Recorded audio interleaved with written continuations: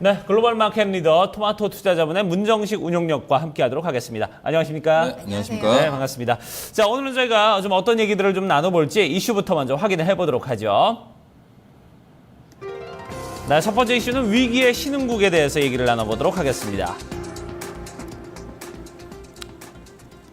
자, 신흥국들이나 뭐 이머징 시장 최근에 문제는 이제 이 바로 통화의 가치입니다. 미국의 이 달러 가치가 상당히 높아지면서 상대적으로 좀 열세 놓인 이런 상황이고요. 그러다 보니까 좀 여러 가지 좀 어려운 그런 궁지에 몰려 있는 신흥국들의 모습인데 일단은 뭐 내용을 잠깐 좀 얘기를 들어볼까요?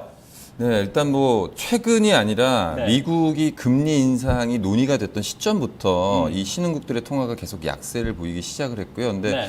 대부분의 이 신흥국들은 원자재를 수출을 통해서 이제 국가 경제가 조금 나아가는 그러한 국가들이 굉장히 많은데 그렇죠. 최근에 또 중국 경기에 대한 성장성에 대한 우려 때문에 이게 또 원자재 가격 하락과 맞물리면서 거의 삼중고를 좀 겪고 있습니다. 따라서 이제 뭐 IMF라든가 이런 쪽에서 일부 신흥국들의 외환 위기 가능성까지도 일단은 좀 제기가 되는 상황이고요.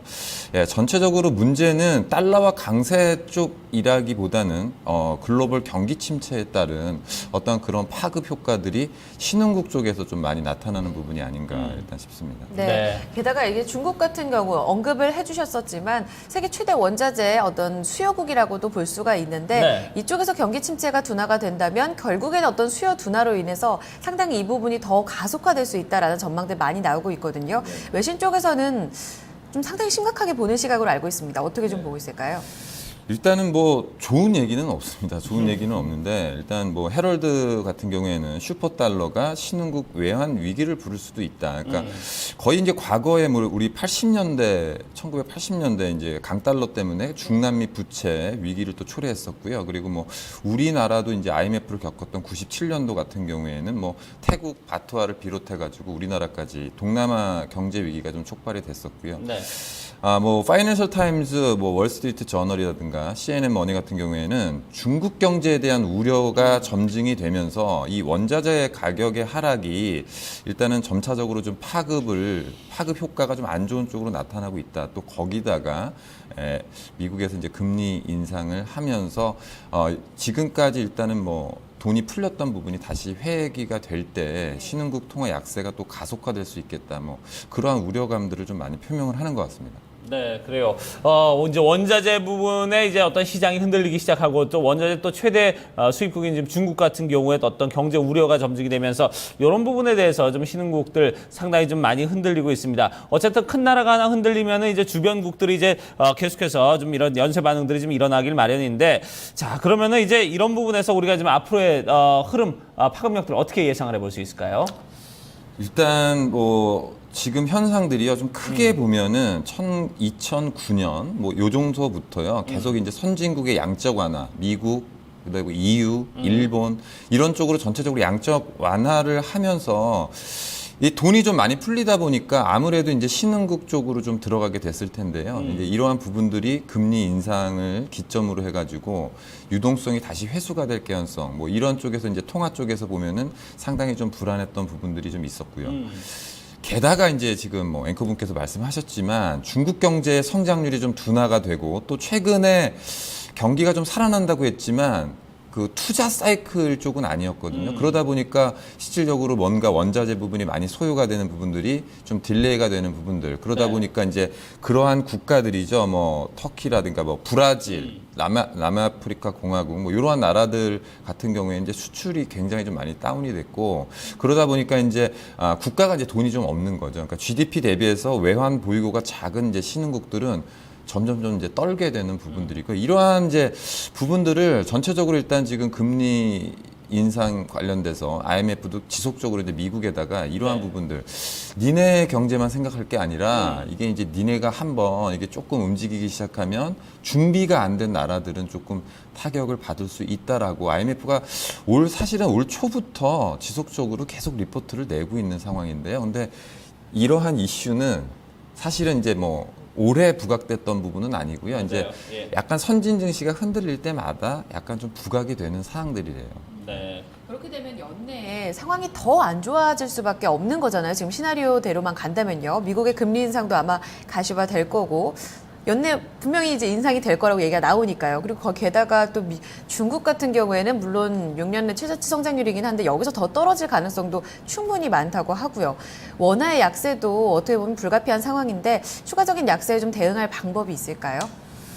그래서 일단 뭐 우리나라도 일단은 약세를 계속 보이고 있는데요. 우리나라 같은 경우에는 이제 뭐 GDP 대비해서 외환 보유고라든가 뭐 이러한 부분들이 상당히 체력적으로는 좀 강하다고 일단은 보고서상에서는 그렇게 되어 있는데 문제는 뭐 이번 주에 또 브라질 같은 경우에 또 금리 또 인하를 했어요. 그래서 그렇죠. 거의 금리가 뭐 14%대를 상회하는 수준까지 가게 되고 또 S&P 같은 경우에는 또 그럼으로 인해서 브라질의 또 신용 등급을 약간 정구 수준까지 또 하락을 시키는 그렇죠. 그런 현상이 좀 지속이 되고 있어요. 그래서 우리 시장의 이제 파급력을 좀 보게 되면 독야청청할 수는 없을 것 같은데요. 네. 제가 볼 때 어느 쪽에서 우리나라의 증시의 뭐 바닥권이라든가 터닝을 좀 기대할 수 있겠느냐. 아무래도 이 신흥국 증시의 좀 안정화, 뭐 지금 일부 그 신흥국들의 CDS 스프레드 같은 경우도 좀 약간 움직이기 시작했거든요. 물론 네.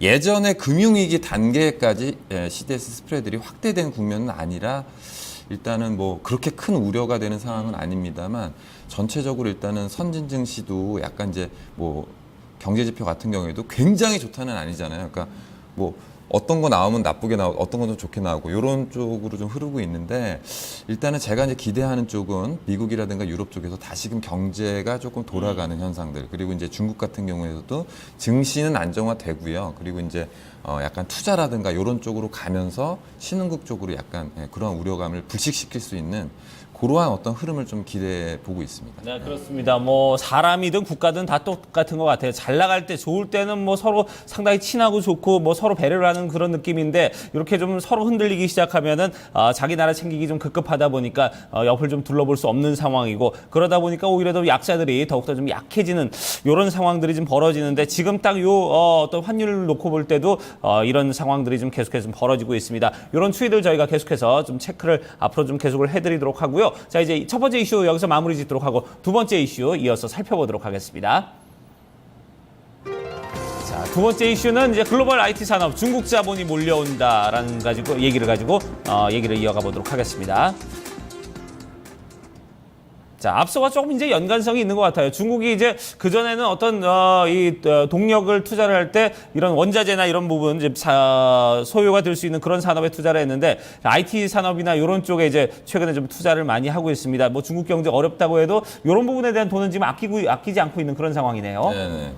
일단은 뭐 글로벌로 보게 되면 최근에 이제 이슈화됐던 부분들이요. 중국의 이제 GSR 벤처 캐피탈이라고 그러한 기업들, 그러한 지금 최근에 이제 글로벌 IT 기업 인수를 위해서 약 6조 원 정도의 펀드를 좀 조성했다는 기사가 좀 나왔고요. 네. 그러면서 이제 중국이 약간 핵심 성장으로 삼을 수 있는 IT라든가 인터넷 혹은 생명공학 부분에서 어떤 인수 계획을 지속적으로 좀 갖고 있는 게 아닌가. 근데 이런 부분은요, 어떤 기업적인 측면이 아니라 중국 정부의 어떤 방향성과도 약간 좀 일맥상통하는 것 같습니다. 그래서 중국 정부의 지지를 얻고 그리고 이제 국유 기업들 같은 경우가 투자를 통해서 혹은 M&A를 통해서 어떤 기술력이라든가 이런 쪽으로 좀 지금까지는 뭐 중국이 약간 노동지박적 산업 뭐 이런 쪽에서 좀 성장을 했는데 네. 앞으로는 약간 이제 기술지박적 산업으로 준비를 하고 있는 흐름을 볼 수가 있고요. 중국이 무서운 이유가요, 바로 자본력입니다. 네. 자, 이렇게 그래서 글로벌 IT 기업을 6조 원의 펀드를 조성해서 인수를 했다. 야, 이 금액이 참 어마어마합니다. 예. 정말 중국 정부가 한번 마음을 먹기 시작하면 정말 그 기업을 상당히 높게 키울 수도 있다라는 말이 사실로 이제 와닿고 있는 것 같은데요. 일단 이런 부분에 있어서 미국에게는 상당히 위협적인 그런 태도를 보이고 있습니다. 외신 쪽 이야기 좀 정리해 주시죠. 네, 일단 뭐 월스트리트 저널에서는 GSR 벤처, 이게 중국 벤처 캐피탈 회사인데요. 이 펀드를 계속해서 조성을 하는 이유가 바로 이제 글로벌 IT 기업 사냥을 위한 포석이 아니냐라는 기사를 좀 냈고요. 그리고 파이낸셜 타임즈 같은 경우에는 이러한 움직임들로 미국은 상당히 좀 긴장을 해야 되지 않겠느냐. 뭐 실질적으로 지금 IT의 좀 메카라고 할 수 있는 데가 바로 미국 이제 샌프란시스코의 실리콘밸리인데. 네. 일단은 그쪽에서도 약간 좀 경계를 하는 듯한 흐름들이 좀 포착이 되고 있다고요. 뭐 우리 얼마 전에도 뭐 중국 기업 칭화 유니그룹 같은 경우에 마이크론 테크놀로지 인수를 또 제안을 했었잖아요. 네, 그러니까 맞아요. 여러 가지로 한 번씩 찔러보는 게 아니라 사전적인 포석을 계속 깔고 있는 것 같아요. 바둑으로 치자면. 그래서 네.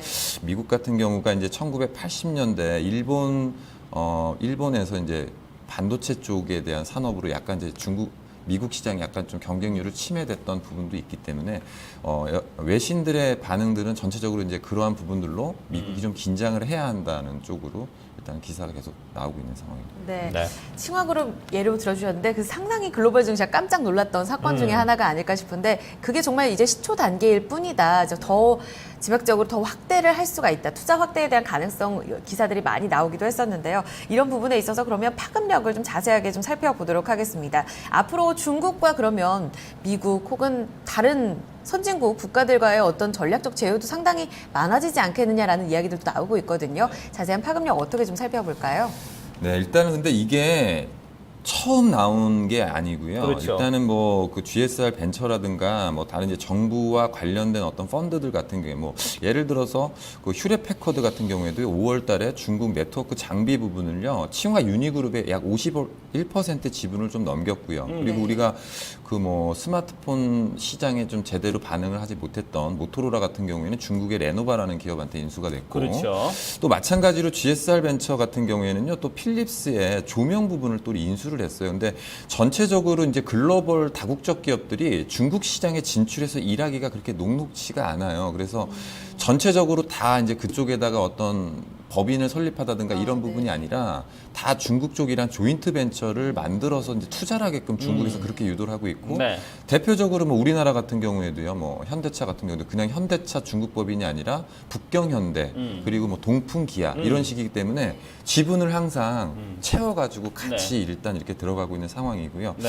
그러다 보니까 일단은 뭐 각국의 이제 미국 같은 경우에도 이제 강점이 있었던 부분, 우리나라도 뭐 IT나 반도체 부분 이런 쪽에 강점이 있었는데 지금 이러한 이제 중국 정부와 연관된 어떤 자본들이 크게 글로벌 시장에 조금 뛰어들고 있는데 우리 시장도 뭐 이게 가만히 좀 방관하고 있을 그런 시기는 아닌 것 같거든요. 뭐 네. 반도체도 그랬고 핸드폰도 뭐 처음에 이제 스마트폰 만들고 나서 삼성전자가 이제 중국 시장에 1위까지 갔었는데 지금 보면은 샤오미가 18%로 1등, 그리고 화웨이가 16%로 2등이고요. 3등이 이제 애플이 약 12% 정도 네. 마켓 쉐어가 되고 있고요. 삼성전자 같은 경우가 또 한 9% 정도로 많이 떨어졌기 때문에 네.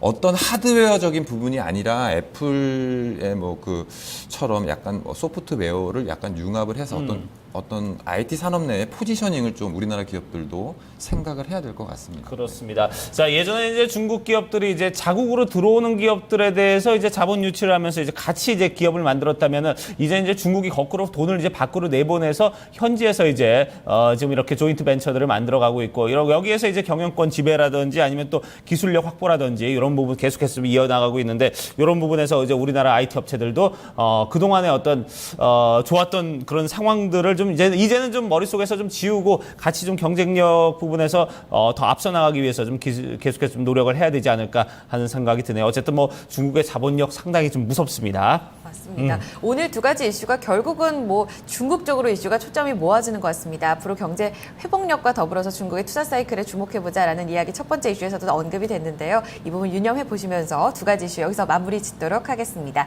토마토 투자자문 문정식 운용력과 함께했습니다. 감사합니다. 네, 고맙습니다.